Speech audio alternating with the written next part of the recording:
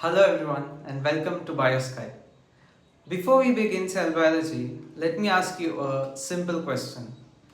Why do we spend so much time studying a structure that is only a few micrometers in size?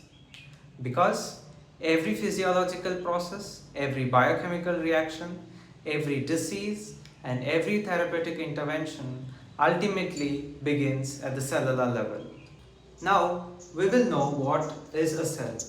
So a cell is the smallest structural, functional and biological unit which is capable of existing independently and performing all essential life processes.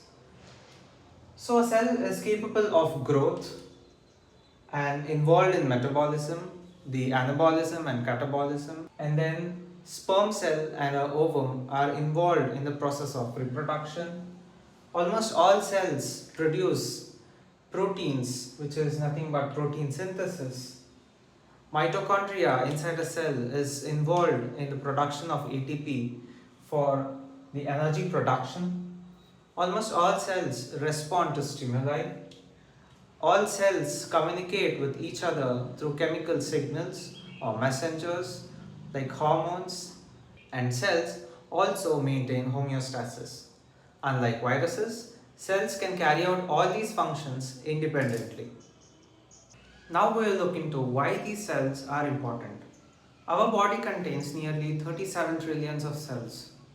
Why don't all these cells look the same? Although every cell contains almost the same genetic information, cells become specialized. For example, neurons, which are nerve cells, are involved in the nerve impulses. Hepatocytes, which are nothing but the liver cells, which are involved in the detoxification of drugs, toxins, and also involved in metabolism. Then we have adipocytes, which stores fat in our body. Myocytes are the muscle cells, which are involved in muscle contraction and relaxation. Pancreatic beta cells are involved in the insulin synthesis. This specialization of cells is called cell differentiation. So now coming to the historical development of cell biology, the first one to study cell biology was Robert Hooke. So he observed cork cells under a compound microscope. He coined the term cell, and he also observed dead plant cells under the microscope. Then came Antony van Leeuwenhoek. He was the first person to observe living cells under a microscope. He observed protozoans, bacteria, and also sperm cells. Then came the cell theory, which is important. Schleiden in 1838 said all plants are composed of cells. Later, Schwann in 1839 said all animals are composed of cells. Then came the modern cell theory by Rudolf Virchow in 1855, which stated that omnicellula e cellula, which means every living cell or a cell arises from another pre-existing cell. Cells evolved into two major organizational forms. One is the prokaryotic cell, another one is an eukaryotic cell. Prokaryotic cells have no true nucleus, where in case of eukaryotes they have a true nucleus. Prokaryotic cells do not possess a membrane bound organelle.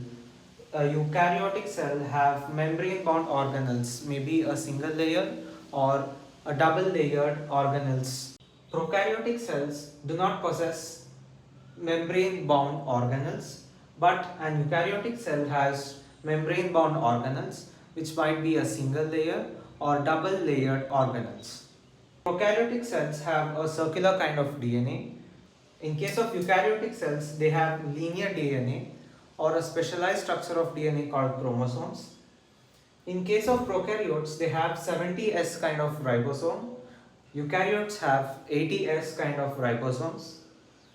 In case of prokaryotic cell division occurs through binary fission, but in case of eukaryotes, it is through meiosis and mitosis of cells.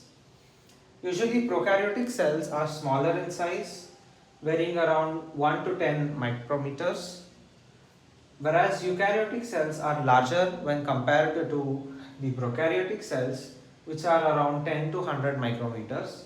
For example of prokaryotic cells, we have all kinds of bacteria coming under here. Example, Escherichia coli or E. coli, Bacillus subtilis.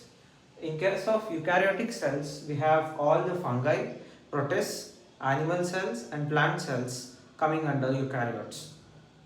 Now we will discuss about cell communication. Now let me ask you another question. Imagine, as I said earlier, there are nearly 37 million or trillion cells inside your body.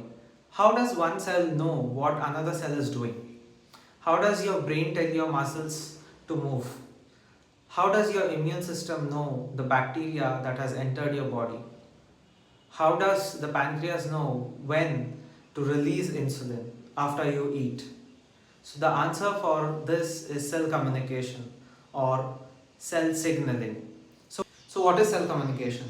Cell communication is a process by which cells send, receive and respond to the information. So one cell communicate with the neighboring cell through receptors or through gap junctions.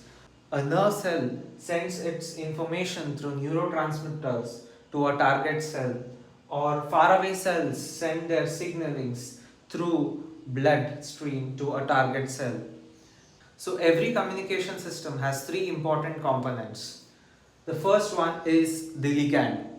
This is the signaling molecule and this is like a message. For example, we have hormones, neurotransmitters, cytokines, growth factors, all these are ligands. The second one is the receptor. The receptor is like a lock.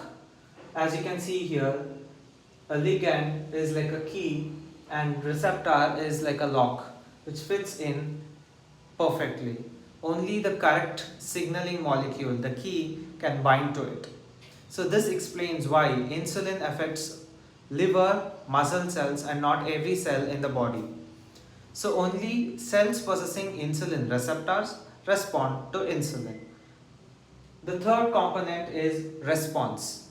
Once the signal binds to the receptor, the cell changes its behavior. It may produce proteins, cells might divide, it might release chemicals, change gene expression, or even undergo programmed cell death, also known as apoptosis. So now remember, a cell is not an isolated unit. It is constantly listening, responding, and communicating with thousands of neighboring cells. This continuous exchange of information allows our body to function as highly coordinated biological system. So cell biology is no longer limited to microscopy. Today, we study cells using transcriptomics, proteomics, single cell sequencing, CRISPR, gene editing, and artificial intelligence.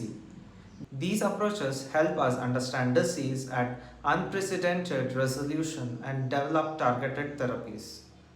So today we have developed the foundation of cell biology by understanding what a cell is, how the concept evolved, why cells are considered the fundamental unit of life, and how they are central to health, disease, and modern biomedical research.